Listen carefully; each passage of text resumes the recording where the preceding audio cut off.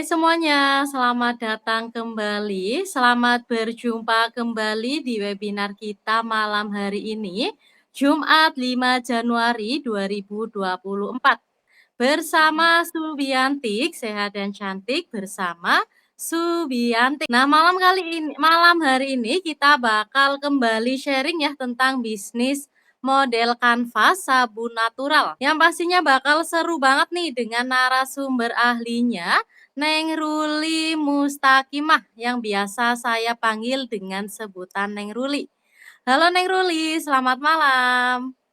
Halo, malam. Oke, Neng Ruli, sebelumnya perkenalkan nama saya Neng Vivi ya, Neng ya. Untuk acara kali ini aku bakal mandu webinar malam ini ya, Neng ya. Nah, Sobat Subi, Neng Ruli ini bertempat tinggal di Pasar Minggu, Jakarta Selatan. Beliau ini mempunyai jabatan sebagai founder dari Tansif Natural.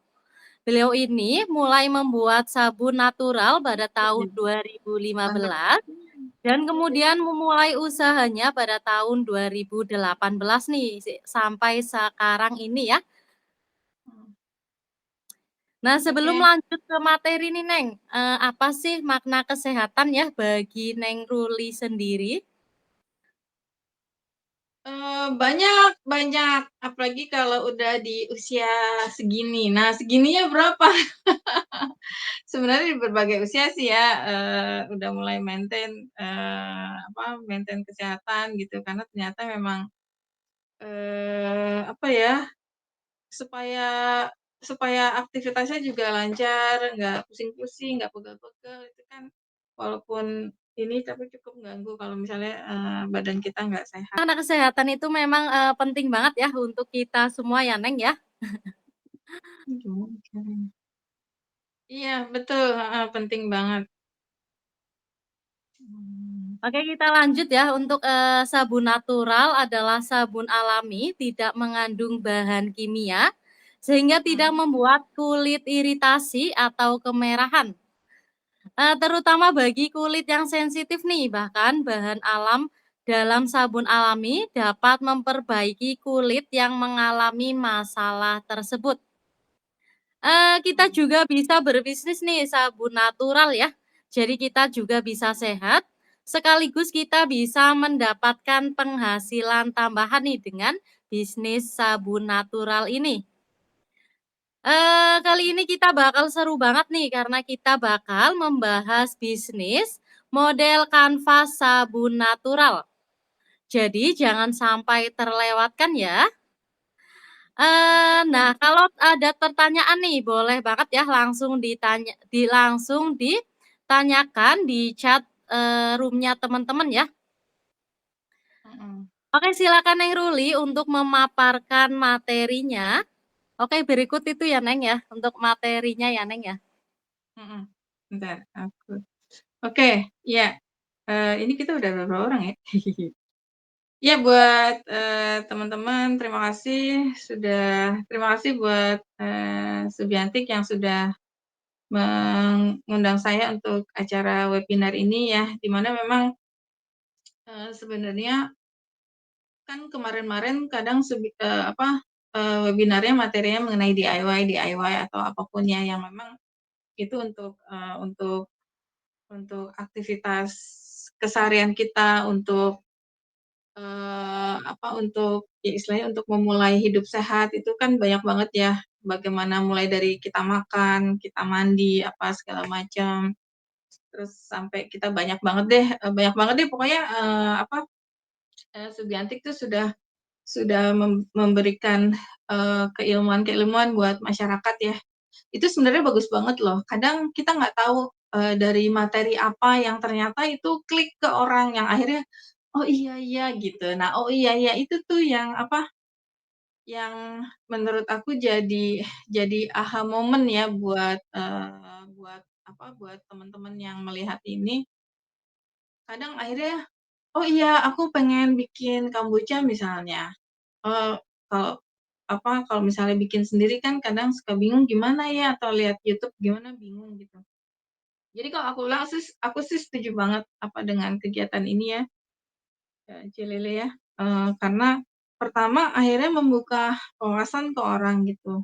Kadang orang kan malas buka YouTube atau apa, nah di sini apalagi di sini ada interaksi gitu kan, itu bagus banget. Terus yang kedua akhirnya membuat orang juga untuk membuka lapangan pekerjaan atau misalnya membuka lapangan usaha. Misalnya, eee kayak ya kan di awal-awal kita suka bikin, materi tentang pembuatan sabun natural ya kan, sabun lerak atau deterjen alami apalah segala macam dan ternyata, itu membuat orang jadi, "Oh iya ya," apalagi terutama aku sih terus terang pengalaman pribadi ya, aku tuh awalnya memang bikin sendiri buat ya buat sendirilah ya, eee, buat anak-anak, buat ya pengen pengen aja gitu, pengen bikin sabun tapi yang nggak pakai SLS gitu. Karena sebelumnya aku memang, background-nya, di 2015 aku mulai itu, aku memang bikin sabun pembersih rumah tangga gitu, dan itu semua pakai SLS gitu. Terus kayaknya kalau sabun mandi kayaknya nggak tega ya kalau misalnya aku pakai SLS juga gitu. Nah, di situ akhirnya perkenalan aku untuk membuat sabun natural gitu, karena nggak tega aja gitu. Masa sabun cuci piring sama sih bahannya sama sabun mandi gitu kan, gitu. Nah, dari situ Eee, mulai tuh, apa, aku riset development, belajar sana sini gitu, termasuk sama, Cilili gitu kan, gitu. Nah, sampai akhirnya aku melihat ini sebagai peluang usaha gitu. Peluang usaha yang, oh ternyata, kalau aku sih dulu berpikirnya gini, eee, dampak dari pemakaian SLS pada kulit itu luar biasa gitu, luar biasalah gitu. Banyak yang alergi A, ternyata kulitnya sensitif jadi, ya macem-macem gitu. Kasihan kan, gitu kan, kasihan maksudnya harus ke dokter beratus juta, berpuluh juta gitu.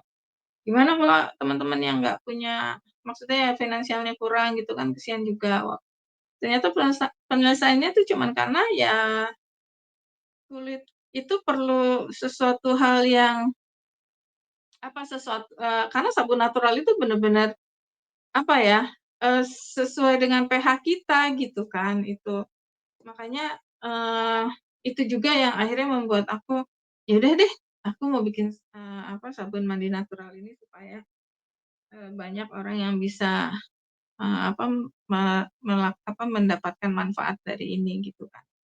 Tanpa harus tanpa harus misalnya kalau misalnya dia bermasalah dengan kulitnya tanpa dia harus, ke dokter untuk, apa, biaya yang cukup lumayan gitu, itu. Nah, dari situ akhirnya aku melirik ini sebagai suatu usaha ya.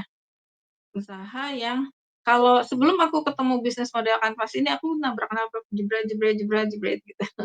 Pokoknya kayak, gitulah gitu, pokoknya, pokoknya main tabrak aja gitu. Tapi seketika aku sudah mengenal ini di 2019 deh, nah itu mulai tuh, oh ternyata bisnis modelnya antara pembersih rumah tangga yang kemarin sama sabun natural tuh beda gitu.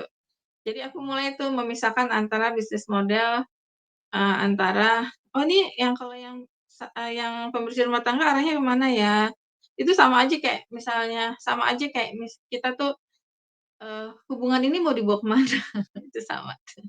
Sama nih, usaha ini mau dibawa ke mana gitu, apakah cuman sekitaran teman-teman aja, apakah cuman pengen sampai, aku pengen deh ini dijual sampai ke luar negeri misalnya atau, enggak ribet perizinannya kalau bikin sabun, aku udah mau bikin pelatihan-pelatihan aja." Nah itu semua ada bisnis modelnya gitu. Ada apa, ada acuan, ada 9 item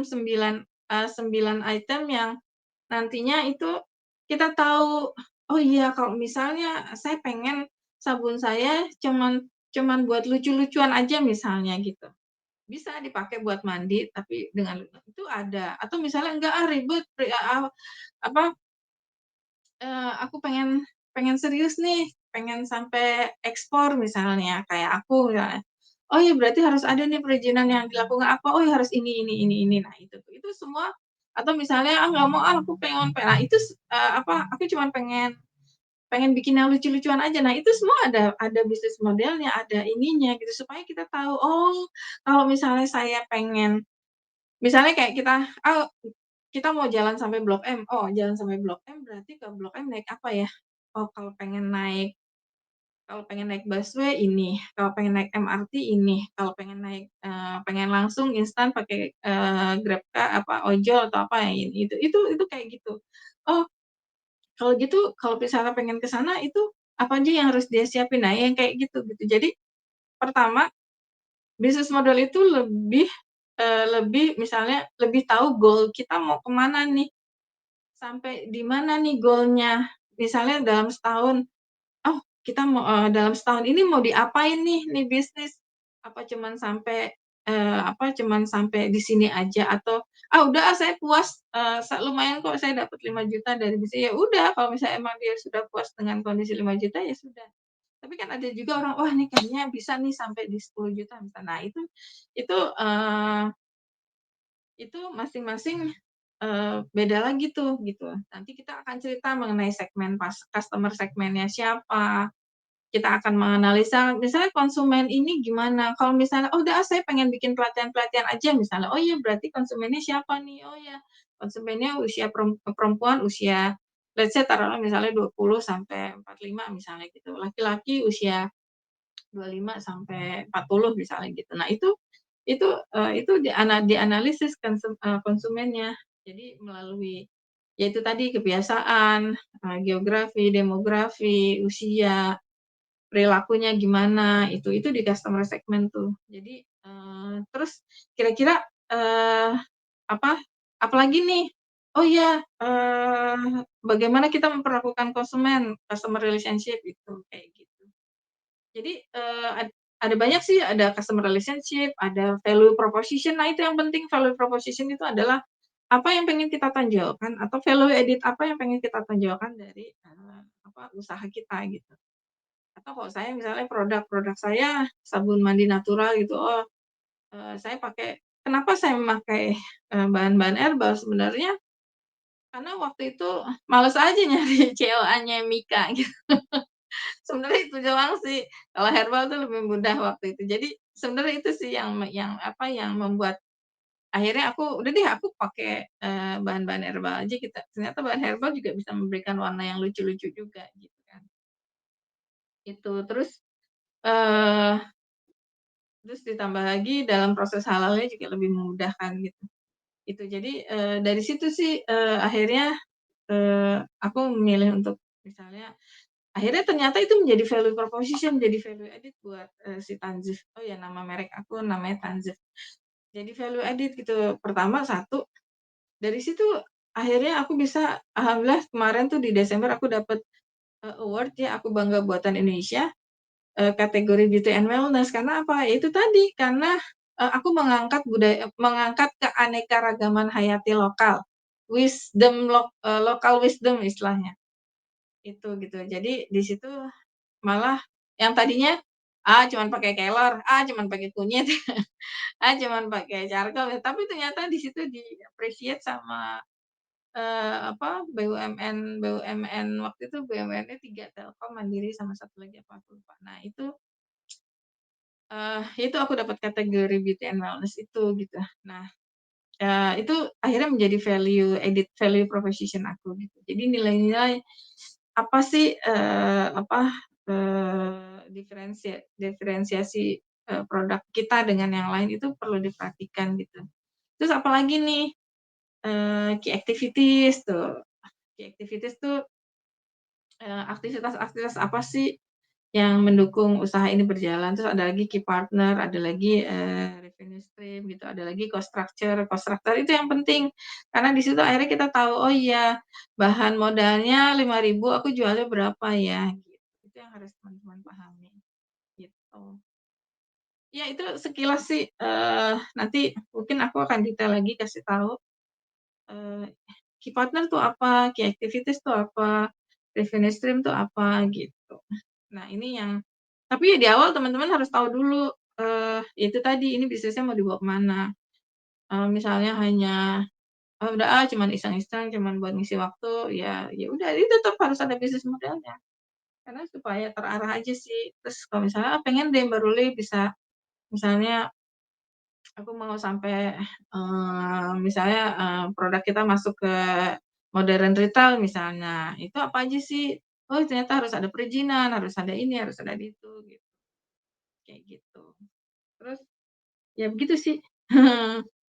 Ya kurang lebih kayak gitu. Mungkin, nanti kalau ada pertanyaan silakan, atau nanti kita coba ulik-ulik ya, bisnis modelnya Tanzis itu kayak apa. Oke. Aku boleh tanya nggak nih, Neng? Boleh boleh boleh boleh. Untuk, proses pembuatan sabun itu berapa lama sih, Neng? Kalau proses pembuatannya sih nggak lama ya, paling setengah jam. Kalau bikin yang gede-gede agak lama tuh sejam, 2 jam, sejam. Kalau bikin yang kecil-kecil mah gampang, paling cuma setengah jam. Tapi kalau yang ukurannya udah gede-gede yang 30 kali 30, 50 kali 50, nah itu butuh waktu agak ini. Karena harus ada proses, penimbangan, proses, pencampuran bahan, percetakan, kayak kayak gitu. Kalau kalau untuk kalau untuk prosesnya sih nggak lama. Terus apa saja nih yang mempengaruhi hasil pembuatan sabunnya, Neng? Banyak ya, pertama satu, gramasi. Jadi tuh, gramasinya memang harus pas gitu. Terus ya itu tadi, kalau ada beberapa teman-teman tuh mereka bikin namanya mapping soap. Mapping soap itu, eee si sabun ini mau apa, pengen buat fancy-fancy-an, buat lucu-lucuan, nah itu harus di-mapping tuh. Apakah ingin ada manfaatnya, misalnya pakai bahan-bahan herbal misal atau pakai bahan lain, nah itu. Nah terus atau misalnya, pengen bikin yang lucu-lucu, misal pengen bikin kayak kue, nah itu.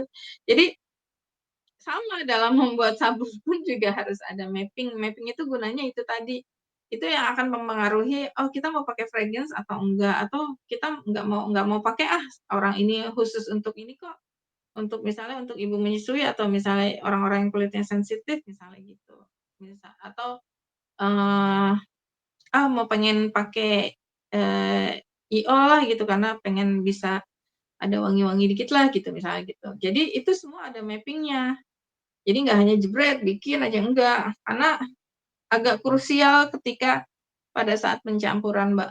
Karena pada saat kita memikirkan ingredients-nya itu hubungannya tadi ke mapping itu tadi.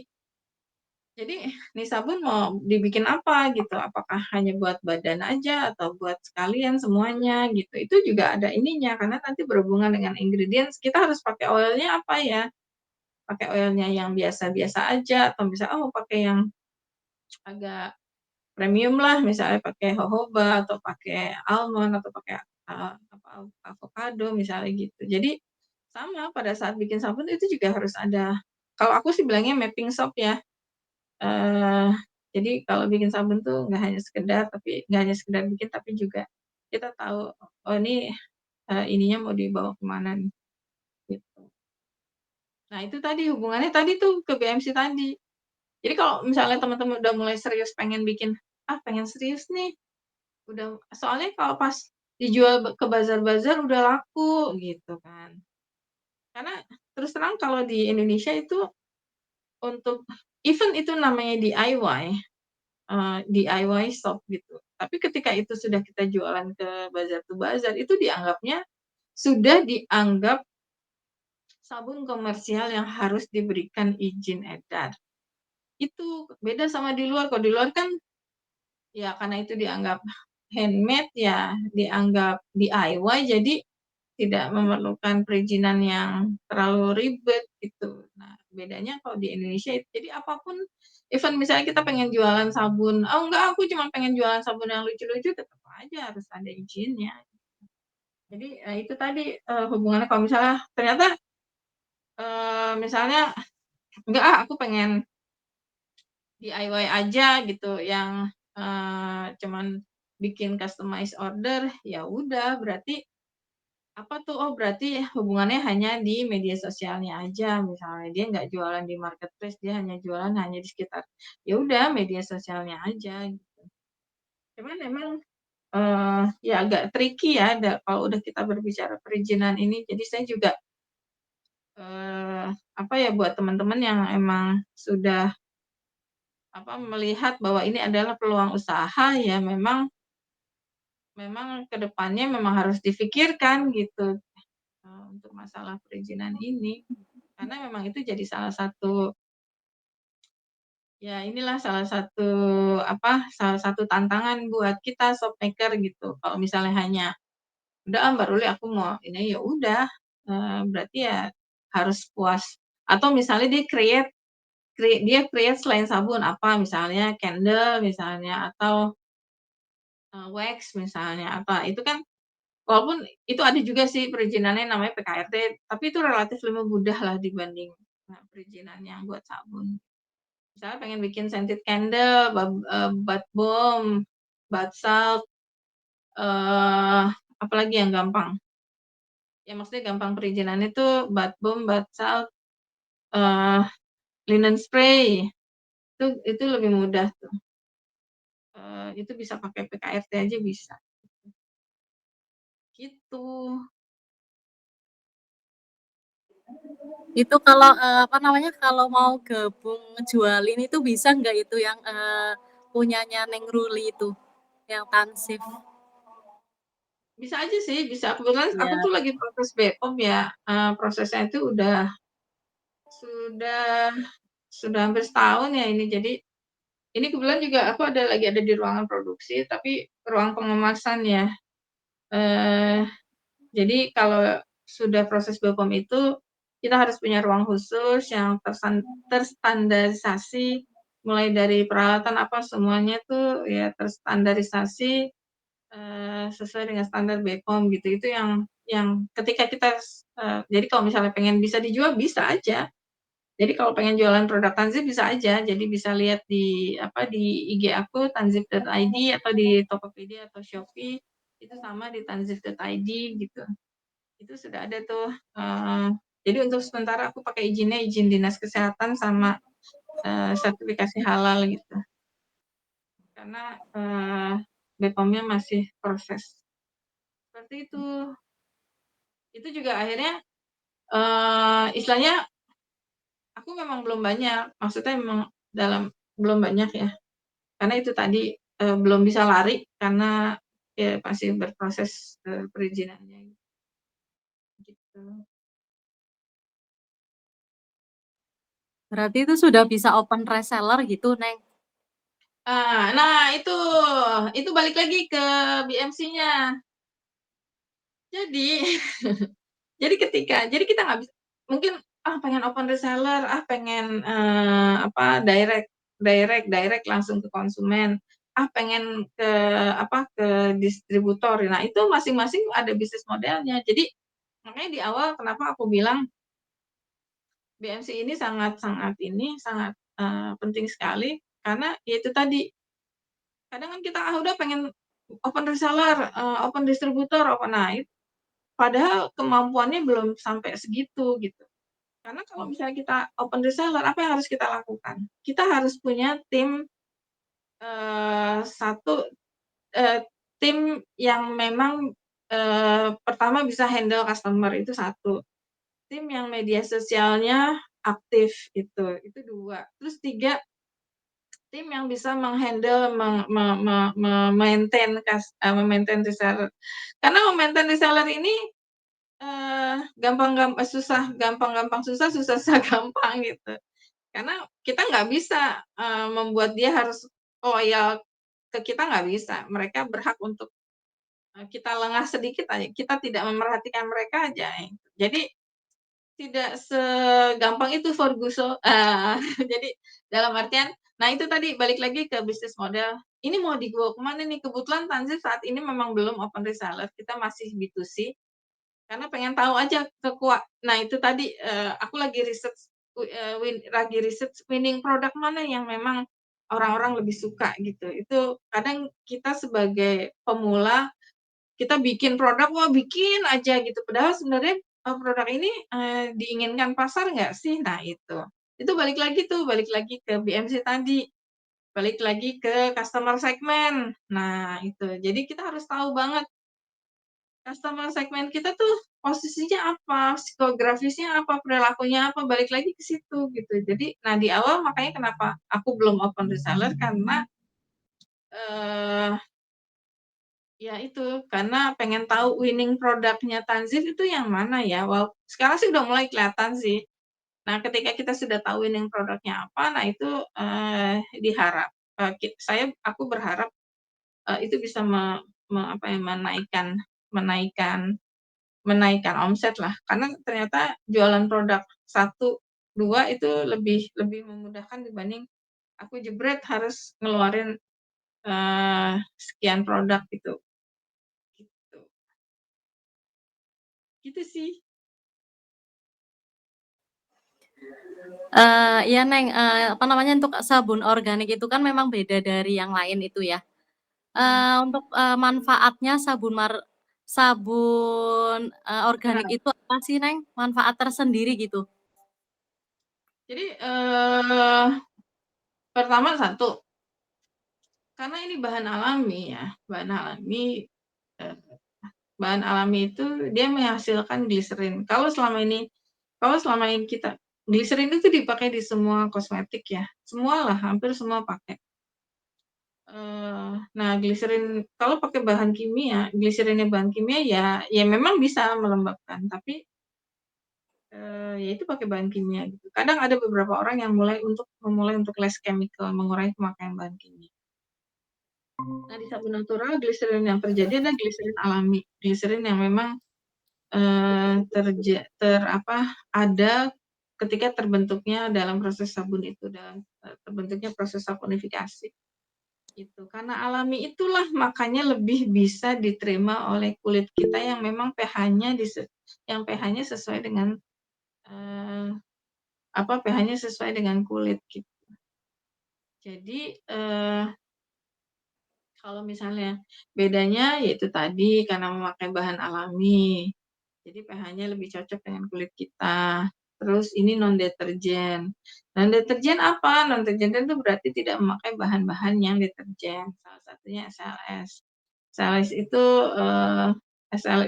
SLS ya, sodium lauryl sulfat, yang itu dipakai di sabun sabun mandi konvensional gitu. Kenapa saya kita menyebutnya itu sabun deterjen karena apa? Karena ada SLS di dalamnya yang dipakai juga di bahan-bahan untuk membuat deterjen. Nah, untuk beberapa kulit itu nggak cocok sama sabun deterjen.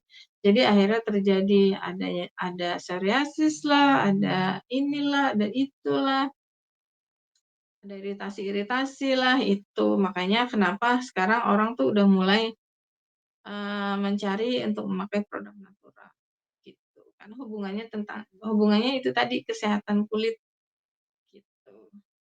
Halo Mbak Bu Rati, bilangnya Neng Rati ya?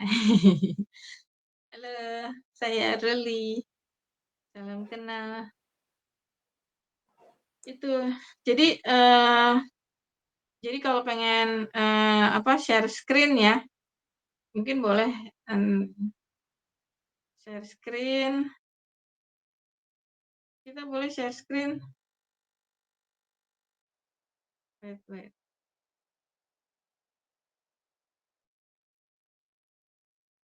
di-share screen aja, Neng Ika. Baik Neng, sebentar ya Neng.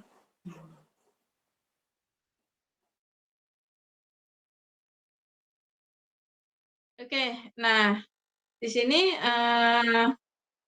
aku di bisnis model Canvas ini kita bikin goal setting buat 3 bulan.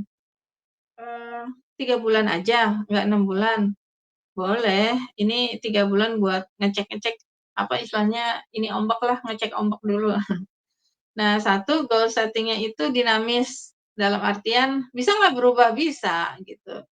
Jadi ini dia dinamis, tidak baku, gitu. Karena kadang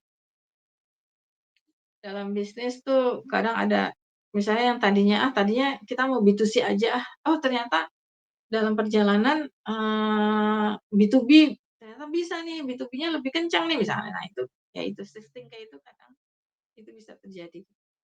Nah di sini, oke kita ke apa, ke slide berikutnya, Neng. Di slide berikutnya, nah ini kalau misalnya bisa di-screenshot, di-screenshot. Nah ini yang aku bilang bisnis model Canvas, di sini ada 9 elemen ya. Kita mulai dari customer segment, customer itu kadang kan suka, "Konsumen kamu siapa sih?" Semua orang, nggak bisa. Kita nggak bisa jawab, customer saya semua orang. Harus lebih detail lagi. Itu tadi perempuan usia berapa, laki-laki usia berapa, analisisnya tuh melalui demografi, geografi, psikografi, sama perilaku. Itu sedetail itu di customer segment gitu. Karena semakin mengerucut konsumen kita, itu akan semakin mudah kita men-treat mereka gitu. Akan semakin mudah kita jualan gitu. Nah, terus apalagi, customer relationship. Bagaimana kita memperlakukan hubungan kita, menjalin hubungan kita dengan pelanggan. Nah, itu di customer relationship.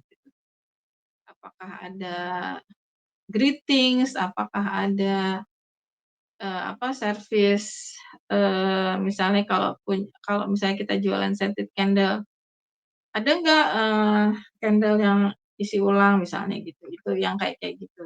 Terus satu lagi ada lagi channel di bawahnya customer relationship. Cara bagaimana kita menawarkan produk atau jasa itu ke orang lain, apakah melalui online, offline, distribusi, reseller, nah itu larinya ke channel tuh. Itu. Jadi makanya, kita maunya B2C aja. Oh ya berarti B2C apa nih yang harus dikerjakan? Oh ya B2C berarti how we treat our customer. Nah, itu di situ. Kan kalau misalnya reseller enggak, how we treat reseller kan beda. Perlakuan antara konsumen sama reseller itu beda gitu. Terus apalagi yang tadi aku bilang value proposition. Value added apa nih di jasa kita, di usaha kita yang pengen kita kasih ke orang. Gitu. Terus apalagi setelah itu, key activities. Key activities apa? Key activities itu aktivitas yang mendukung sehingga usaha itu berjalan. Ya karyawan, karyawan bagaimana mereka harus mengikuti SOP yang ada di usaha itu. Mulai dari misalnya kalau produksi ya mulai dari bahan datang, sampai bahan ditimbang, sampai bahan jadi, ya itu adanya di key activities. Terus ada lagi apa? Key partner. Key partner itu apa? Key partner itu partner yang berperan dalam mendukung supaya kegiatan usaha itu berlangsung. Jadi misalnya apa? Misalnya supplier, ojol, terus orang finance, terus siapa lagi? Pokoknya ya yang berhubungan dengan kemitraan kita, mitra-mitra siapa aja yang bisa mendukung usaha kita. Terus apalagi? Dari Finestream, Key Research. Key Research itu siapa aja nih yang kunci research sumber daya apa aja nih yang bisa mendukung supaya kegiatan usaha ini berjalan gitu. Nah, itu juga perlu kita ulik-ulik. Terus ada lagi revenue stream. Revenue stream itu pendapatan yang bisa dihasilkan pendapatan yang dihasilkan selain kita menjual produk. Misalnya pelatihan. Nah, misalnya kayak aku nih revenue stream aku tuh bikin pelatihan-pelatihan gitu. Nah, terus cost structure itu komponen biaya apa yang timbul selama proses usaha itu berjalan. Nah, kurang lebih 1, 2, 3, 4, 5, 6, 7, 8, 9 ini yang memang harus kita lakukan sebelum kita memulai, pada saat kita memulai untuk membuat usaha gitu. Supaya apa? Supaya itu tadi jalannya nggak tabrak-tubruk, kita tahu goals kita ke depan mau ngapain ya, dalam setahun ini kita mau ngapain ya, dalam 6 bulan ini kita mau ngapain ya. Nah, gitu. Nah, terus Nah, ini yang aku buat goal setting ini. Itu SMART S-nya tuh spesifik. Jadi kayak misalnya nih, ini contohnya aku sih, contohnya aku, eee, jadi produknya untuk kebutuhan waktu itu kan aku ada 2 ya, pembersih rumah tangga gitu. Ini untuk pembersih rumah tangga, untuk, memproduksi cuci piring, cuci tangan, apa segala macam, tapi saya berusaha memakai kebutuhan, membuat produk yang ramah lingkungan. Jadi saya mencoba misalnya, oh SLS-nya saya tidak 100% saya pakai SLS, mungkin 40% saya pakai MES misalnya kayak gitu. Jadi, nah itu yang membuat saya membedakan value proposition saya, pembersih rumah tangga saya itu beda dengan, eee eee, yang biasanya gitu. Terus apalagi next di ini, di slide berikutnya, ini slide-nya masih ganti lagi Mbak. Nah itu. Nah, Eee, lagi next lagi, next.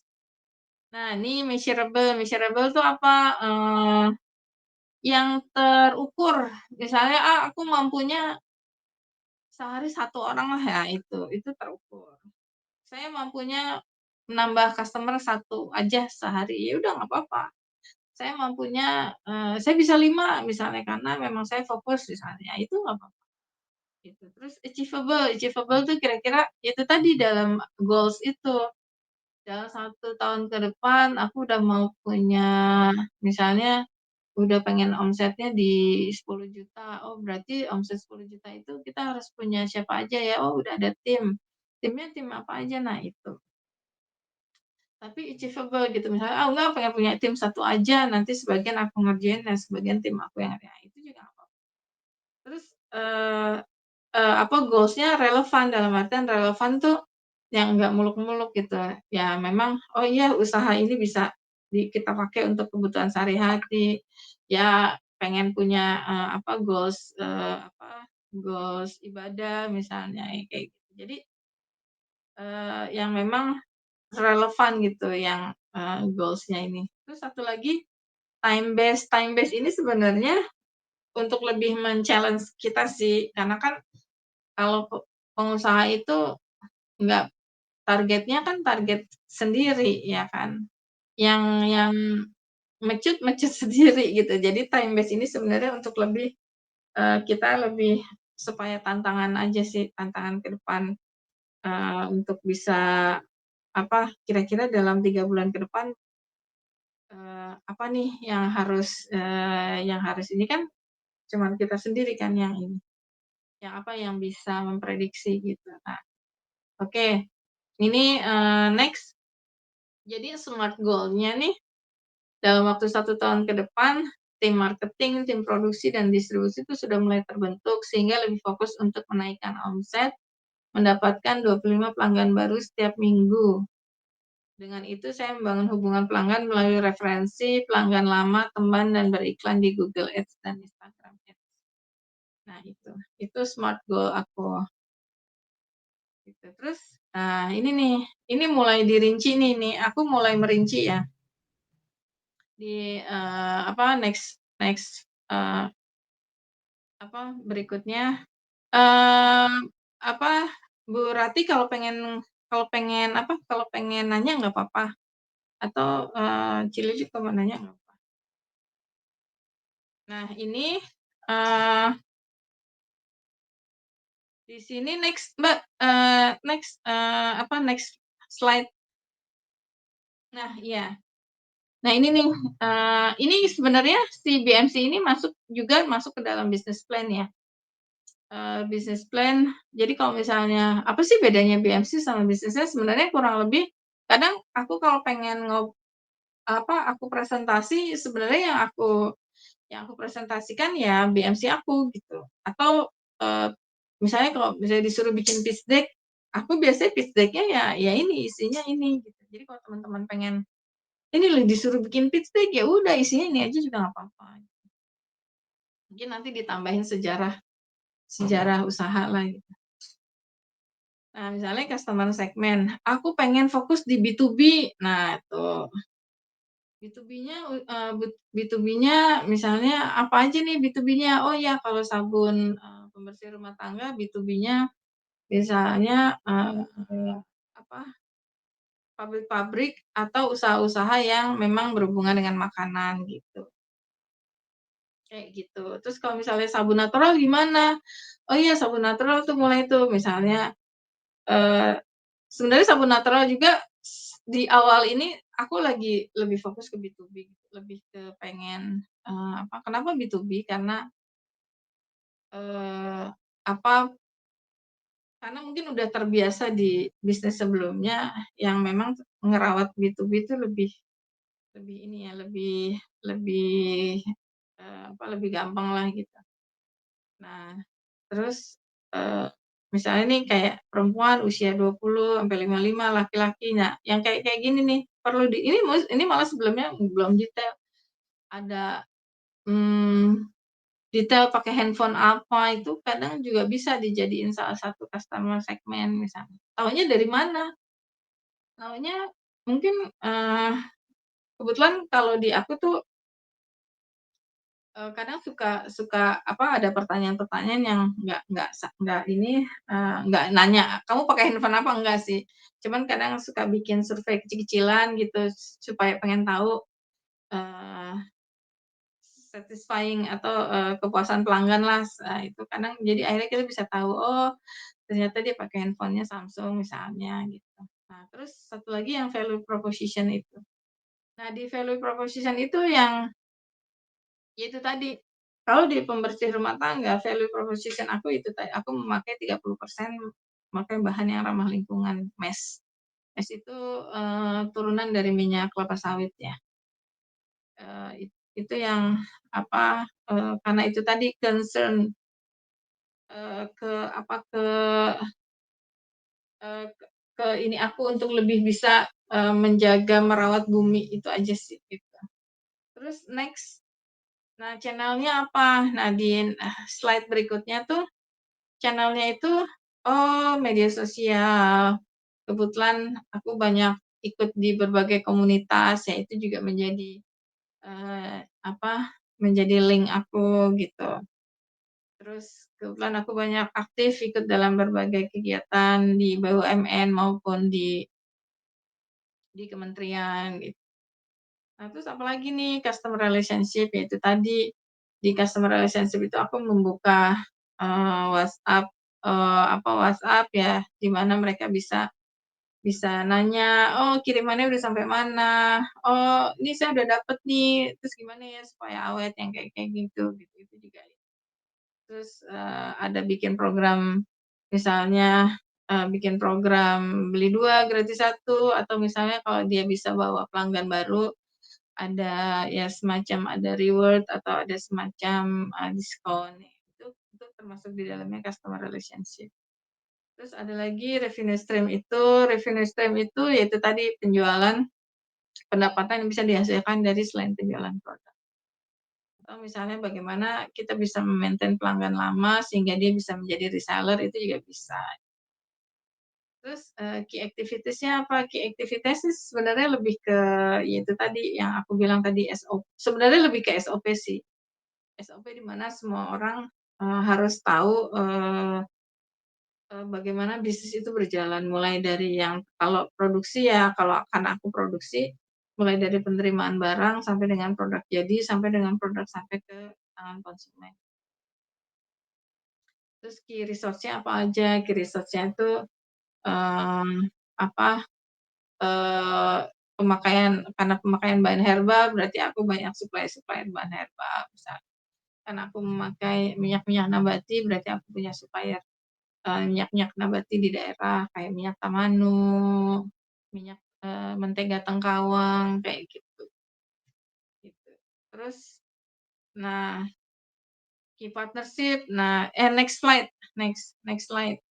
Key partnership tuh, bisnis ini emang tidak bisa berjalan sendiri gitu, kita nggak bisa ngandelin diri sendiri karena harus ada, orang-orang yang ngebantuin gitu, di mana saya sudah pernah di sini saya punya penanggung jawab teknis, Dia background-nya kefarmasian, ya sebenarnya untuk membantu, dari research and development, juga quality control gitu. Terus, supply chains-nya juga supplier bahan baik di online maupun di teman-teman gitu. Terus saya juga ada tim finance yang untuk mengelola keuangan dan pelaporan keuangan, terus yang lebih penting lagi tim digital sales. Itu penting banget gitu walaupun, apa, sebenarnya untuk lebih branding dari produk itu sendiri. Terus satu lagi cost structure. Nah, cost structure ini yang memang, harus kita perhitungkan gitu karena jadi akhirnya kita tahu, "Oh iya HPP saya segini, saya harus jualnya segini." Itu juga, karena HPP ini juga yang, cost structure ini yang benar harus kita perhatikan supaya keberlangsungan usaha tetap berjalan. Oke, ya, itu kurang lebih seperti itu, eee, ap apa, paparan saya, mungkin teman-teman kalau bisa nanya silakan. Oke Neng Ruli, terima kasih. Aku mau tanya masih tentang seputar sabun ya Neng ya? Hmm. Oke untuk sabun organik itu, bisa untuk wajah nggak Neng? Mmm, tergantung formulasinya, kalau kadang ada juga yang bisa buat wajah. Pertanyaannya kenapa nggak ada hubungannya dengan BMC? Kalau sabun hubungannya tidak, maksudnya yang berhubungan dengan BMC-nya. Karena, overall ya secara garis besar, sabun natural itu kalau misalnya ditanya bisa nggak buat muka? Kalau aku bilang sih bisa. Kalau aku bilang bisa karena, dia lebih gentle ya, dia lebih, kalau saya bilangnya pertama lebih lembut, lebih melembabkan ya, dan pelembapannya itu yang tadi saya bilang, ada menghasilkan gliserin dari proses saponifikasi. Gliserinnya gliserin alami bukan gliserin kimia, karena ada gliserin kimia, gitu.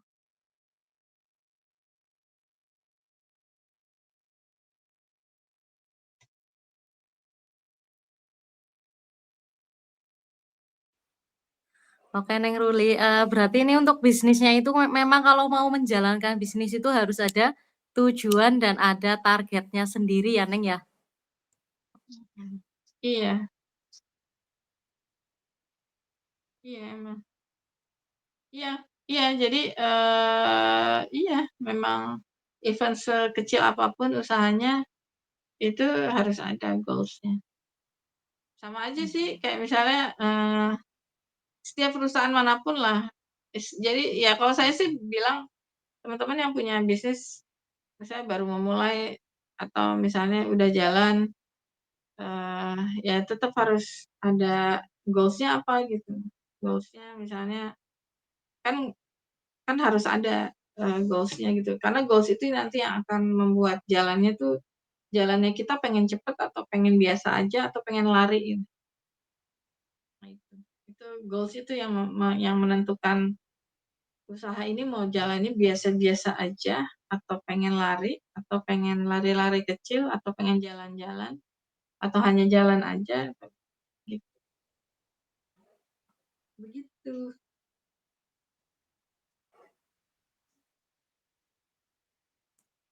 Kemudian nih, apa namanya, bagaimana sih untuk menerapkan bisnis model kanvas ini Neng dalam, apa namanya, kita itu? Bagaimana Mmm, cara menerapkan bisnis model kanvasnya ini Neng? ya bagaimana menerapkan?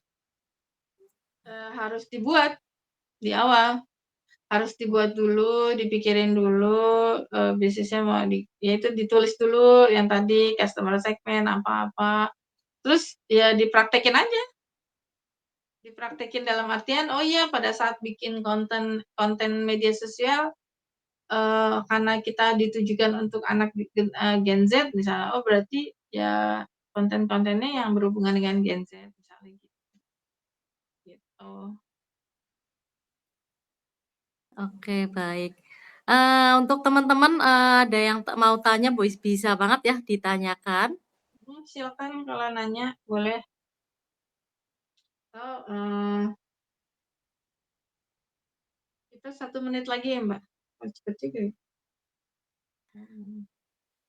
Ya jadi, buat, teman-teman, jadi kenapa sih kita bikin BMC, salah satunya yaitu tadi biar kita, bisnisnya nggak tabrak tubruk, nggak tahu, goals ke depannya apa gitu, jadi lebih tahu, ini mau dibawa ke mana sih gitu kan.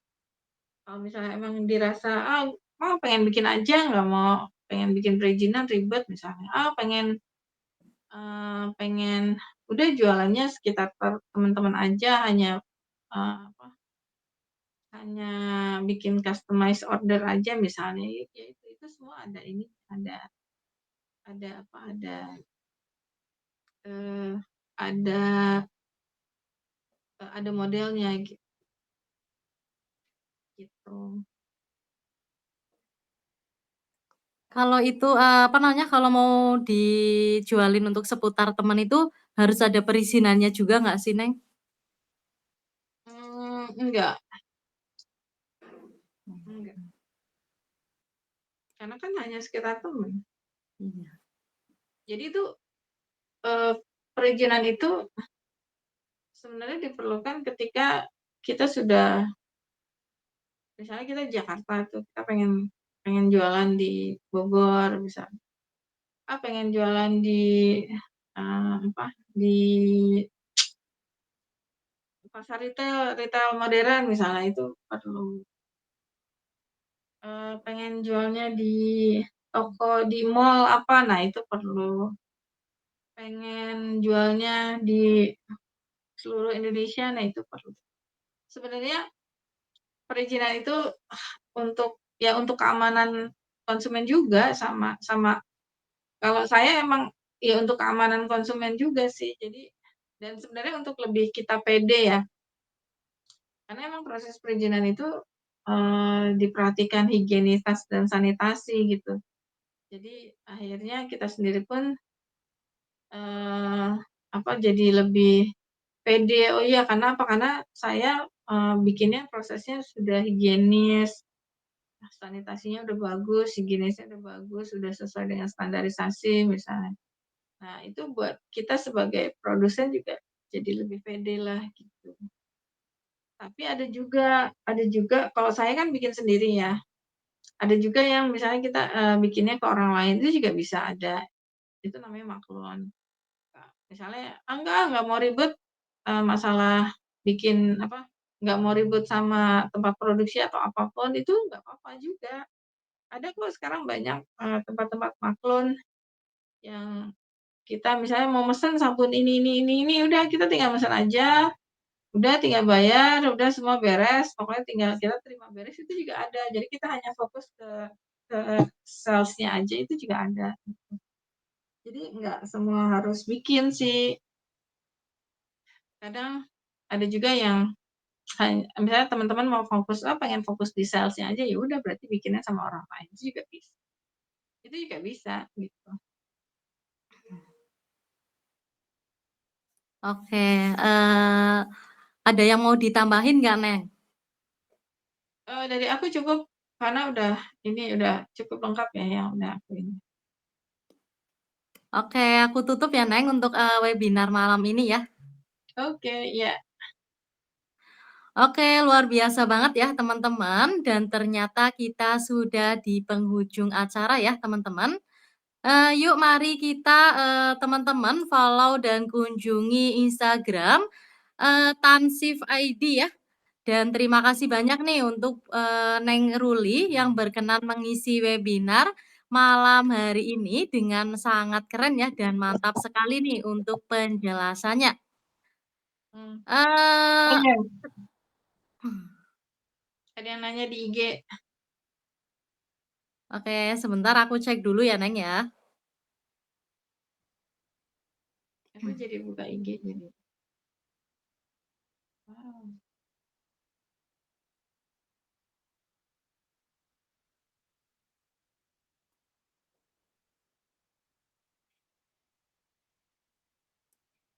Ini Neng ada yang nanya di IG ya. Mm-mm. Sebentar. Untuk segmen market 20 sampai 55 nggak kejauhan atau bagaimana? Ini dari Igelimas House. Oh, eh kejauhan. Hmm, enggak juga sih. Untuk jadi untuk segmen pasar 20 sampai 55 itu karena apa? Karena basically kalau saya kenapa bicara begitu disesuaikan dengan memang selama ini penjualan gitu. Ternyata untuk ibu-ibu usia 50 ke atas itu lebih cocok juga pakai sabun natural karena apa? Karena kulit mereka udah mulai kering kan. Gitu. Kalau misalnya pengen lebih dispesifikin lagi, enggak saya pengen di usia misalnya di usia 40 sampai 55 itu juga nggak apa-apa. Jadi lebih dikerucutin lagi. Eh, ini kan saya mencari rentang-rentangnya gitu. Kalau misalnya, saya pengen bikin sabun untuk usia 20 sampai 30, ya udah. Biasanya kan mereka concern-nya apa tuh di usia segitu? Muka kan, mencerahkan, jerawat misalnya gitu, atau ya itulah gitu misalnya. Ya udah, berarti kalau udah saya pengen di segmen pasar 20, 30 generasi, Z misalnya, milenial, ya udah nggak apa-apa. Ini, kenapa saya buat di 20 sampai 55 itu untuk ini aja. Tapi kalau misalnya pada akhirnya kita pengen ngerucutin lagi, itu juga nggak apa-apa. Karena semakin semakin kita mengerucut, ininya, segmen pasarnya, itu, lebih lebih lebih memudahkan kita dalam menjual, lebih spesifik lagi gitu. Terus kalau bisa itu tadi, kita cari winning product. Jadi kita tidak memasarkan produk yang kita buat, kita paksakan buat konsumen, tapi kita riset riset dulu tuh di keywordstools.id misalnya, riset pasar dulu kira-kira sabun-sabun apa aja sih yang laku dijual. Kadang kadang kita sebagai UKM tuh atau saya ya suka misalnya saya bikin 6 sabun gitu, padahal sebenarnya yang laku cuma 2 misalnya. Ya udah, karena apa? Karena ketika kita bikin banyak produk itu cost, itu biaya. Ini akhirnya aku sadarin tuh ternyata biaya buat kita. Ya biaya, iklan, biaya packaging, biaya, apa, biaya bahan apa segala macam gitu. Itu yang apa ya, itu juga yang kita harus cari nih winning produknya apa gitu. Oh ternyata winning produknya cuma 2, ya udah itu yang kita geber abis-abisan. Nanti next ke depan misalnya kita pengen mengeluarkan launching produk baru lagi, ya kita udah tahu nih, kita akan bikin ini dulu, kuesioner kira-kira apa ya yang, orang-orang mau, apa, produk apa lagi yang orang-orang pengen mau. Nah itu baru, itu lebih memudahkan kita dalam, berjualan, dalam usaha gitu. Itu itu aku sadari sekarang tuh. Jadi ketika banyak produk bukan berarti ini ya, kecuali kita sudah punya tim yang mumpuni gitu. Kita udah punya tim banyak, yang satu ngerjain ada tim yang misalnya ngerjain, "Oke, fokus ya di 2 sabun," atau misalnya, "Fokus ya di produk hair care," misalnya, "Fokus ya di produk anti jerawat," misalnya, itu it's okay. Tapi kalau misalnya timnya belum ada, timnya cuma kita sendiri, nah itu yang perlu diperhatiin, gitu. Itu yang perlu dijadiin, apa, bahan kita bahan kita untuk, di kategori segmen pasar apa nih yang pengen kita, fokuskan gitu. Mau generasi Z misalnya, oh iya berarti tuh biasanya mereka kan masalahnya cuma di whitening, pencerah, jerawat. Tapi kalau misalnya udah usia 40, 50 biasanya kelembapan, dia pengen, apa, kulitnya lebih moist, kulitnya lebih kenyal, kulitnya, Ya lebih melembabkan gitu karena mungkin kulitnya kering atau apa, gitu sih. Oke, ada lagi? Oke, udah, untuk jawabannya udah, Neng, nggak ada tambahan lagi nih, Neng? Ya, cukup. Oke, aku tutup, teman-teman ya, kita tutup dulu nih untuk webinar malam hari ini ya. Mmm, Eee, kita tutup ya, terima kasih banyak nih buat Neng Ruli ya, yang berkenan mengisi webinar malam hari ini dengan sangat keren dan mantap sekali nih untuk penjelasannya ya. Terima kasih juga untuk partisipasinya teman-teman nih untuk Neng, ya untuk, teman-teman ya, untuk Neng Ratih juga nih terima kasih ya yang sudah bergabung ya, Neng. Oke untuk buat teman-teman nih kita masih ada sesi satu lagi ya di Telegram di jam 10 sampai jam 11 nih besok ya. Jadi kita, untuk teman-teman nih yang masih ada pertanyaan ya, mmm, yang belum sempat disampaikan besok bisa disampaikan langsung di Telegram ya. Dan buat teman-teman nih yang lagi cari produk pecah belah yang aman, terpercaya, dan berkualitas, ayo kunjungi dan ikuti marketplace kita ya yang ada di Shopee, Tokopedia, TikTok Shop, Lazada, Blibli, dan Bukalapak. Dan buat teman-teman nih yang mau mengunjungi website kami juga boleh ya Sobat Subi. Silakan nih kunjungi di www.subiantik.shop. Dan selalu ikutin live streaming yang ada di Shopee dan yang ada di TikTok. Terima kasih teman-teman semuanya, sehat dan cantik bersama Subiantik.